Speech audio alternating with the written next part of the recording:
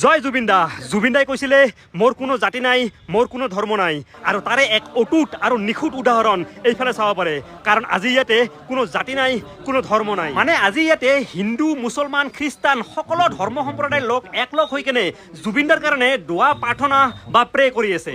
আৰু আচৰিত কথাটো হ'ল আজি ইয়াতে ভাগৱত, কোৰাণ আৰু বাইবেল একেলগে পাঠ কৰা হৈ আছে। হয়, আপোনালোকে ঠিকেই শুনিছে, আজি ইয়াতে ভাগৱত, কোৰাণ, বাইবেল আৰু নাম প্ৰসংগ একেলগে পাঠ কৰা হৈ আছে। কাৰণ অসমীয়াৰ হিয়াৰ আমঠু আমাৰ মৰমৰ জুবিন দাৰ আত্মাৰ সদগতি আৰু বৈকুণ্ঠ প্ৰাপ্তিৰ কামনাৰ্থে আজি আমাৰ গোৱালপাৰা কলেজৰ সন্মুখত গোৱালপাৰা জুবিন গাৰ্গ স্মৃতি সমিতিৰ উদ্যোগত সৰ্বধৰ্ম প্ৰাৰ্থনা সভা এখনৰ আয়োজন কৰা হৈছে। আৰু এনে এক অনুষ্ঠানে কেৱল অসম বা ভাৰততে নহয়, সমগ্ৰ বিশ্বতে জুবিন দাক অমৰত্ব প্ৰদান কৰিব।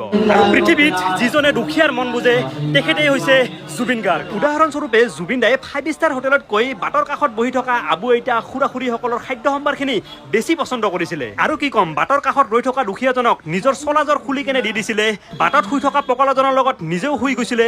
তো এনেকুৱা আছিলে আমাৰ জুবিন দা। জুবিন দাই দুখীয়াৰ মনৰ সুখ আৰু দুখখিনি নিজৰ মাজত অনুভৱ কৰিব পাৰিছিলে। আৰু জুবিন দাই বহুত মূল্যৱান কথা কৈ গৈছিলে। তাৰে মাজত এটা হৈছে, এইফালে চাব পাৰে আপোনালোকে, মানুহক দুখ দি ঈশ্বৰক পূজা কৰি লাভ নাই। কাৰণ জুবিন দাই ভাবিছিলে দুখীয়াজনৰ মুখত হাঁহি বিৰিঙাব পাৰিলেহে ঈশ্বৰক সেৱা কৰা হয়। তো এনেকুৱা কিমান মূল্যৱান কথা জুবিন দাই কৈ গৈছিলে। আৰু তাৰে আমি যদি অলপমানো আমাৰ মাজত ৰাখিব পাৰো, মানে তাৰে যদি কিঞ্চিত পৰিমাণেও আমি